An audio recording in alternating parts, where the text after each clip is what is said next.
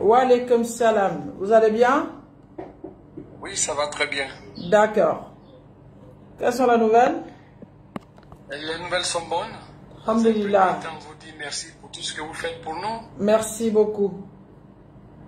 Merci et que Dieu vous rende au centuple et que vous accorde le paradis. Amen. Amen, ya Rabbi. Vraiment, vous soignez vraiment nos plaies. Merci beaucoup, monsieur.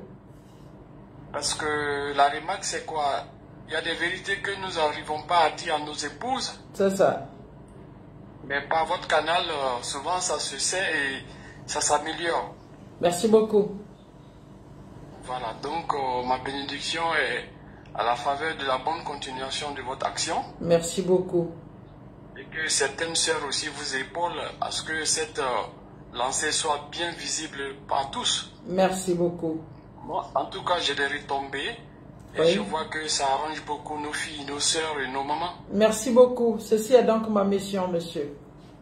Voilà, maintenant j'avais un espoir. J'ai un espoir. Je pense que demain, avant que les dames ou bien les jeunes filles s'engagent dans un mariage, Oui. il faut qu'elles discutent avec les époux pour que les futurs époux, pour que s'il y a lieu de faire une polygamie, ça soit En parler au début. d'accord, D'accord. avant d'être réalisé. Parce qu'aujourd'hui, ça nous crée problème. Parce que une femme musulmane, quand elle est dans un foyer, et puis il y a une seconde, il y a un problème. D'accord. L'important, c'est que le mariage musulman accorde cela. D'accord. Soit c'est l'imam qui ne dit pas, D'accord. soit c'est la belle famille qui n'explique pas à leur fille. Sinon, l'homme a l'idée, quand il épouse une femme, il pense qu'il y a une seconde qui doit venir. Ah ouais? Mais il ne sait pas quand est-ce que ça peut venir. Ah ouais? Et lorsque ça vient, souvent ça nous surprend tous. Ah En ouais? réalité, un homme, Les cours de la vie, sur quoi. cette idée-là. Il en avance sur cette idée-là. D'accord. Mais j'ai été très clair dans enseigné. cette affaire de polygamie. Oui, il y a un problème à ce niveau. Parce qu'aujourd'hui, quand la deuxième épouse vient, la première démissionne carrément. Bon, il faut Bien, que... soit elle avait déjà démissionné, soit elle avait déjà démissionné, et puis la deuxième vient. Donc, Non, en fait, cher frère, votre nom c'est quoi? c'est El Hadj Ibrahim. Monsieur Ibrahim, El Hadj, il faut que vous compreniez que la polygamie, certes, est d'ordre spirituel, mais émane aussi de l'état d'esprit et l'état d'acceptation des épouses que vous avez choisi en premier. Et comme on a dit, le mariage est un contrat qui lie deux personnes. Et il est bien, dès le moment où ce mariage doit être prononcé, que les clauses du contrat soient connues. Mais il faut que vous compreniez quelque chose. Dieu ne peut pas décider quelque chose que vous vous censurez dès le début. Il faut que les hommes apprennent à être corrects dans leur langue et ce qu'ils disent. Si vous n'êtes pas sûr de maîtriser la promesse que vous prenez, vaut mieux ne pas en prendre et dire laissons le temps au temps. Là, en ce moment, le doute règne et votre première épouse est préparée à cela. Mais quand vous signez pour la monogamie et qu'après, vous savez que c'est une femme possessive, vous venez lui imposer une polygamie, ne soyez pas surpris que ça parte dans tous les sens.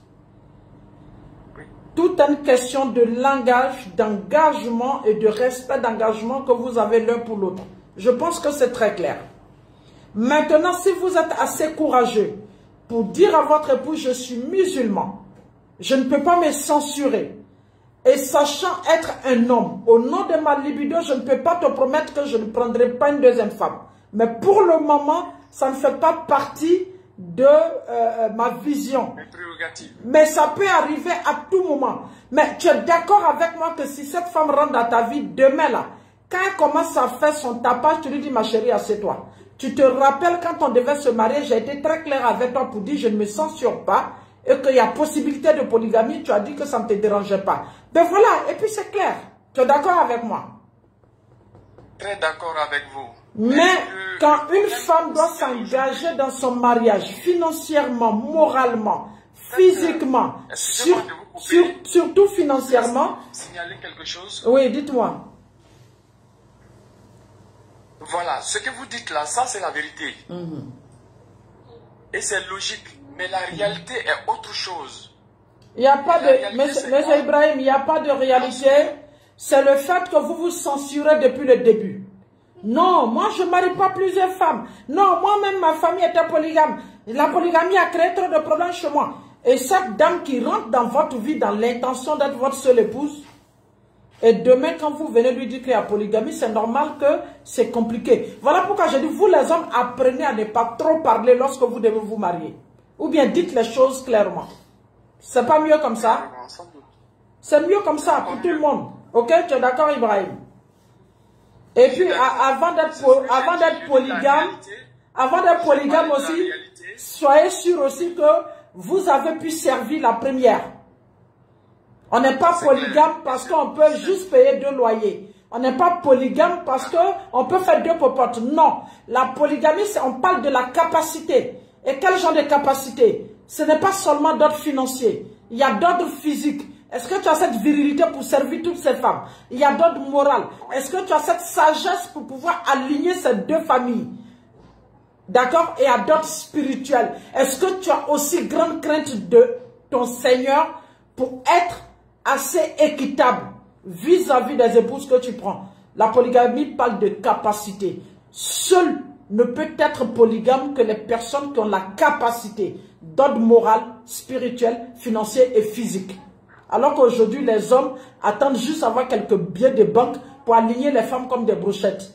Ça aussi, c'est un problème. Il faut en parler. OK? Oui. Voilà.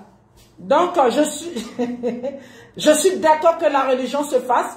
Je suis d'accord que chacun voie la vie comme il pense. Mais il est important de tenir compte de ses engagements et des personnes qu'on choisit dans sa vie. D'accord? D'accord. Merci. Ce que je signale aussi. Au revoir Ibrahim. Cette elle n'est pas d'aujourd'hui. Elle n'a pas été pour aujourd'hui. Ça a toujours marché. Et ça marchera toujours. Mais aujourd'hui, notre sœur, elles ont oublié que la polygamie existe en islam. Donc, elles le savent. Elles le savent plus que vous. Elles le savent plus que vous. C'est quand vous venez les mélanger dans leur vie là. Non, non, c'est quand vous les mélangez, elles vous mélangent. Quand vous les prenez là, dites, moi là, je dois être polygame. Le débat est clos. C'est-à-dire qu'elle est dedans, après tu es polygame, on avance. Mais quand vous ne dites pas cela, et que vous faites croire que vous êtes le meilleur des hommes, que la polygamie n'est pas toi, c'est pas ça, et puis après, au moment où on se rend compte que tu l'as mélangé quelque part, vous allez vous mélanger. Dites-vous les choses exactement. C'est ça aussi la crainte de Allah.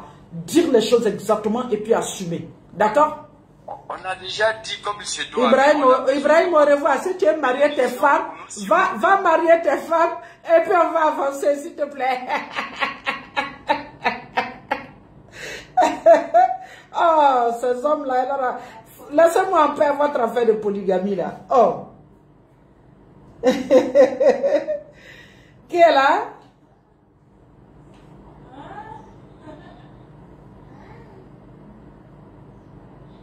Coach, ils ne sont pas vrais dès le départ. Mais vous aussi, c'est bien fait pour vous. Quand ils viennent s'arrêter devant vous pour vous faire croire que c'est toi seul, moi là. On peut regarder le garçon et puis au moment où il lève sa langue, penser que tout est vérité. Hein, les filles? Vous aussi, commencez à faire attention à vous.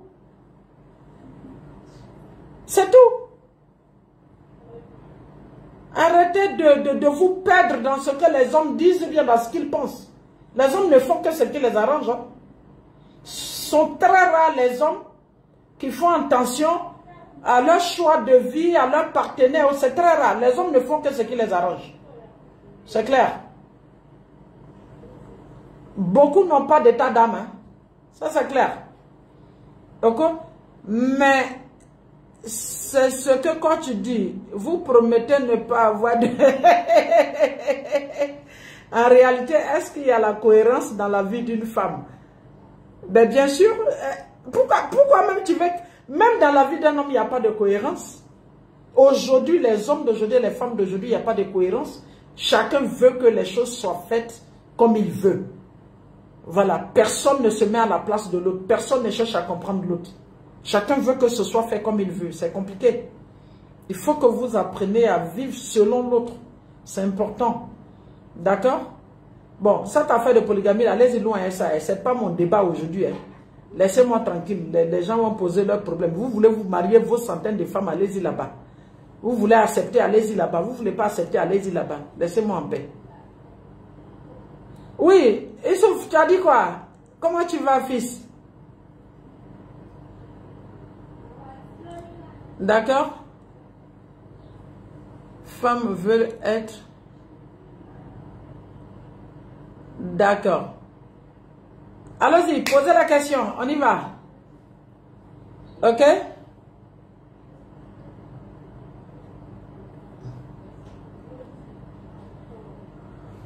Maman, tu n'as pas répondu à ma question. Repose ta question un peu, mon fils, je vais voir. Il faut que je t'appelle après même. J'aurai besoin de toi. Petite, tu veux que je te prenne? Miss Fof, comment tu vas? Je vais bien, maman. On dit quoi? Moi, ça va, je sais pas. Bon, je vais aller tout droit au but. C'est ça. Je suis montée sur un nouveau live et concernant mon mari qui était affecté à l'intérieur et qui refusait de me donner l'enfant sous prétexte que je... Ah oui, comment vas-tu? Je vais bien. Tu as dit que tu devais rentrer en coaching. Toi, c'est pas 2 minutes, tu veux régler ce genre de problème. D'accord, vas-y, pose le problème. Le problème, c'est que, comme vous avez dit là, les parents m'ont chassé de me retourner. Et puis tu es retourné, non? Ouais. Et puis tu as arrêté ton boulot. Oui. Tu t'attendais à quoi?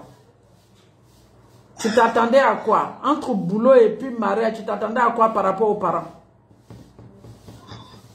Je pense que tu as assez majeur pour savoir ce que tu veux. Vous achetez les sacs de marque, vous achetez les habits chers, mais vous n'investissez pas sur votre personne pour avoir beaucoup d'estime pour votre personne et avoir confiance en vous. Le mariage n'empêche pas une femme d'être indépendante et autonome. Lui, si je me rappelle très bien, parce que malgré mon âge, j'ai un cerveau qui retient assez. Il n'a pas son salaire tout le temps. Il n'arrive même pas à survivre à vos besoins. Et toi, tu arrêtes de travailler pour aller t'asseoir là-bas. Tout simplement parce que quelqu'un a décidé que comme lui n'a pas encore bon boulot, sa femme ne doit pas avoir meilleur boulot que lui. Et tu es dans ce genre de situation, tu es incapable de rentrer en coaching. Juste venir te faire accompagner pour être mesuré, pour être sur la ligne droite. Jusqu'au point peut-être même que lui, on l'appelle pour comprendre pourquoi et puis essayer de le rassurer. Et maintenant, tu prends ce genre de décision. Moi, tu viens m'en parler, je fais quoi? Moi, j'ai rien à dire. Continue comme ça. Et puis demain, quand il va se passer de toi, j'espère que tes parents seront là pour te récupérer chez eux encore. Ah, ils m'ont récupéré actuellement. J'ai pris ma fille et je suis rentrée. Ah, tu es rentrée. Et ton travail? Et ton travail, Miss Fof? Perdu. Tu as perdu ton travail. Tu as perdu ton travail. Tu vois jusqu'à où? Ton doute, tu vois jusqu'à où? Ton manque de sens de responsabilité pour ta propre personne. Tu vois jusqu'à où ça t'a mené? Tu as pris ton enfant, tu es revenu, il t'a plus bloqué. Tu vois jusqu'à où l'égoïsme d'un homme peut trimballer les gens? Moi, je suis d'accord pour le mariage. Mais je ne suis pas d'accord pour un mariage où il y a de la maltraitance. Le mariage, c'est fait pour se comprendre. Le mariage, c'est fait pour partager. Le mariage, c'est fait pour donner. Le mariage, c'est fait pour se mettre à la place de l'autre. Tu vois jusqu'à où tu t'es mise? Ben, je pense qu'il n'est pas encore tard. Et spirituellement, on dirait tout simplement peut-être que ce boulot n'était pas à toi. Mais je pense que ce boulot était à toi parce que Allah, il ne se trompe pas. Quand Allah, il donne, c'est que c'était à toi. Maintenant, quand tu refuses de prendre, tu assumes. Et j'espère que tu vas te challenger pour trouver un boulot, pour travailler, pour être indépendante, pour ne pas traîner dans les poches des hommes, pour prendre soin de ton enfant. Et je suis sûr que tant que tu seras utile, ce mariage-là, il va continuer et il prendra forme. Je suis désolé que tu te retrouves dans ce genre de situation. Ça me fait même mal au cœur. Mais qu'est-ce que tu veux? C'est ça. Ça, c'est vous, ça. Ce sont les filles, ça. C'est quand c'est gâté, elles regrettent. Vous n'avez jamais une longueur d'avance. Mon fils disait tout à l'heure que quels sont les critères pour le choix d'un partenaire. Mon fils, très souvent, j'ai tendance à dire aux jeunes gens que les critères ne suffisent pas. Tu peux voir quelqu'un qui dort à l'église, qui dort à la mosquée. Et puis quand tu viens vivre avec lui, la sale caractère juste quand tu ne peux même pas gérer. Parce que le savoir sur la spiritualité n'a rien à voir avec les valeurs intrinsèques d'une personne. Tu peux voir quelqu'un qui est d'une famille clean, mais la famille n'a pas su inculquer les vraies valeurs à leur enfant. Très souvent, nous disons, allez-y voir la famille pour voir de quelle famille il provient. Mais tu arrives dans la famille, c'est une famille pieuse, une famille correcte, une famille qui s'est respectée, une famille qui n'a pas de problème. Mais il se trouve que la famille n'a pas su inculquer eux-mêmes les vraies valeurs qu'ils ont à cet enfant. Et on te dira, regarde un peu son comportement autour. Les gens te diront que c'est quelqu'un qui est sans problème, qui ne se mêle des problèmes de personne, qui ne fait pas d'histoire. Mais quand tu vas commencer à vivre avec lui, tu vas voir que c'est une personne invivable. C'est pourquoi je demande à vous tous, jeunes filles comme jeunes garçons, développez votre personnalité. Avant, on avait tendance à dire que votre premier mari, c'est votre travail. Votre première femme, c'est votre travail. Mais je vous dirais qu'au jour d'aujourd'hui, votre premier mari, c'est votre développement personnel. Et à la suite du développement personnel, vous allez chercher maintenant votre indépendance, qui est votre travail. Même si tu as tout et que tu n'as pas le sens du discernement, si tu as tout que toi-même tu ne sais pas ce que tu vaux, si tu as tout que toi-même tu ne sais pas ce que tu veux, ça va être chaud que ce soit quelqu'un d'autre qui t'octroie cela. Soyez vous-même des personnes à la hauteur. Parce que ce que vous devez savoir, les ondes que nous avons autour de nous attirent les choses qu'il faut. Si tu as de bonnes ondes, tu vas attirer les bonnes choses. Si tu as de mauvaises ondes, tu vas attirer les mauvaises choses. Et les bonnes ondes, c'est quoi? C'est une personne qui est dans ses bottes, qui est équilibrée, qui a une sérénité, qui a une grande maturité, qui a le temps de regarder les signaux, qui fait attention à son intuition, qui fait attention à son choix de vie. Je vous dirais tout simplement que le choix de votre partenaire dépend de vous-même, dépend de la valeur que vous vous donnez, dépend, comme je l'ai toujours dit, le prix auquel tu te vends, c'est au prix là on t'achète. Si vous avez eu le temps de savoir que vous êtes un diamant, de par votre comportement, de par votre allure, de par votre spiritualité, vous allez tellement avoir cette stabilité qu'à la fin, Dieu lui-même va vous orienter là où il faut, ou bien va ouvrir votre porte aux personnes qu'il faut dans votre vie. C'est de ça qu'il s'agit en ce moment. De la manière vous définissez, écrivez M-A-R-I-A-G-E, mariage. De la manière vous définissez le mariage là. C'est comme ça que vous allez concevoir votre mariage. Que chacun prenne une feuille et puis met mariage. Faites la croissance du mariage. Le M pour vous là, ça signifie quoi? Le A là, ça signifie quoi? Le R signifie quoi? Le I signifie quoi pour vous? L'autre A signifie quoi? Le G signifie quoi? Le E signifie quoi? Le jour où vous allez finir d'avoir cette signification et aller comprendre cette signification, vous saurez de quoi vous avez besoin pour avancer dans votre vie. Faites attention à vous. D'accord?